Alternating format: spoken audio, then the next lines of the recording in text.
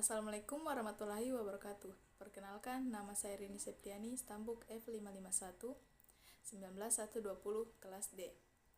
Di sini saya akan menjelaskan 5 tipe-tipe file dalam DBMS. Yang pertama yaitu berkas induk. Contohnya, sistem rumah sakit memerlukan file induk tentang catatan pasien, catatan penyakit, di samping file lainnya. Jenis informasi pada file induk cenderung tetap, tetapi isi informasinya dapat sering berubah. File induk selalu diperbarui dengan menggunakan file transaksi. Yang kedua yaitu berkas transaksi. Contohnya seperti rekaman tentang pelanggan yang sudah membayar tagihan listrik akan membentuk file transaksi. Sesekali seminggu catatan pada file transaksi digunakan untuk memperbarui rekod pada file master. Yang ketiga yaitu berkas laporan. Contohnya data laporan keuangan atau akuntansi sebuah perusahaan yang harus diketahui bagian-bagian terkait. Yang keempat yaitu berkas sejarah. Contohnya seperti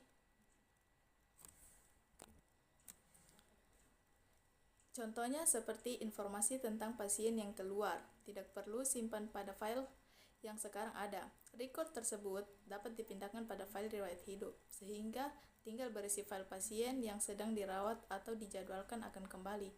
Data tentang pasien yang keluar dapat disimpan pada file atau riwayat hidup, yang berguna untuk menyusun laporan di kemudian hari. Yang kelima yaitu file cadangan atau backup file.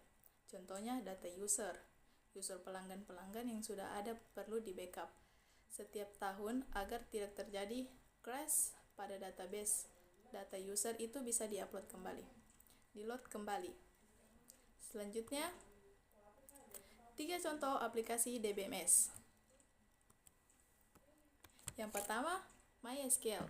MySQL merupakan sebuah perangkat lunak sistem manajemen basis data SQL, data management system atau DNMS yang multithread. Singkat sejarah MySQL. MySQL pada awalnya diciptakan pada 1979 oleh Michael Mänty-Widenius, seorang programmer komputer asal Swedia. Mänty mengembangkan sebuah sistem database sederhana yang dinamakan ANIRAC yang menggunakan koneksi low-level ISAM database engine dengan indexing. Pada saat itu, Mänty bekerja pada perusahaan bersama TCX di Swedia. TCX pada tahun 1994 memulai pengembangan aplikasi berbasis web dan berencana menggunakan ANIRAC sebagai sistem database. Namun sayangnya, ANIRAC dianggap tidak cocok untuk database yang dinamis seperti web. Selanjutnya, kelebihan dari MySQL. Free, bebas atau download, stabil dan tangguh, fleksibel dengan berbagai pemrograman. Security yang baik, dukungan dari banyak komunitas, kemudahan manajemen, mendukung transaksi, pengembangan software yang cukup. Begitulah kelebihan dari MySQL. Selanjutnya kekurangan. Kurangnya koneksi bahasa pemrograman, misalnya seperti Visual Basic, VB, Foxpo, Delphi. Sebab koneksi ini dapat menyebabkan file yang dibaca harus sesuai dengan koneksi dari bahasa pemrograman tersebut. Yang kedua, data yang dapat ditangani belum besar dan belum mendukung windowing function. Selanjutnya, aplikasi yang kedua yaitu Microsoft SQL Server 2000. Microsoft SQL Server 2000 adalah perangkat lunak Relational Database Management System atau RDBMS yang didesain untuk melakukan proses manipulasi database berukuran besar dengan berbagai fasilitas. Singkat sejarah SQL Server.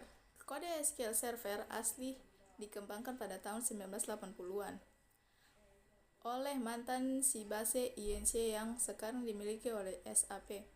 Sybase awalnya membangun perangkat lunak untuk berjalan sistem Unix dan platform komputer mini Sybase, Microsoft, dan Aston Corp yang merupakan vendor terdepan dari database PC.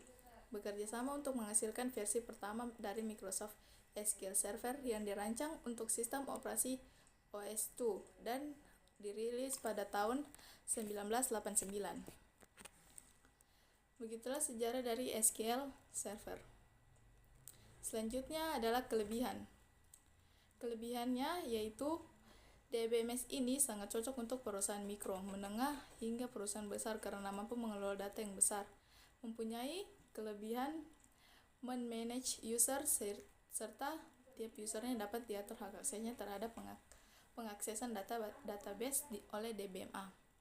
Tingkat pengamanan datanya sangat baik, dapat melakukan atau memiliki backup, recovery, dan rollback data. Selanjutnya kekurangan, hanya bisa berjalan pada platform OS operasi sistem Microsoft Word, Windows, dan perangkat lunak software berlisensi, dan tentunya pemakaiannya membutuhkan biaya yang tergolong cukup mahal.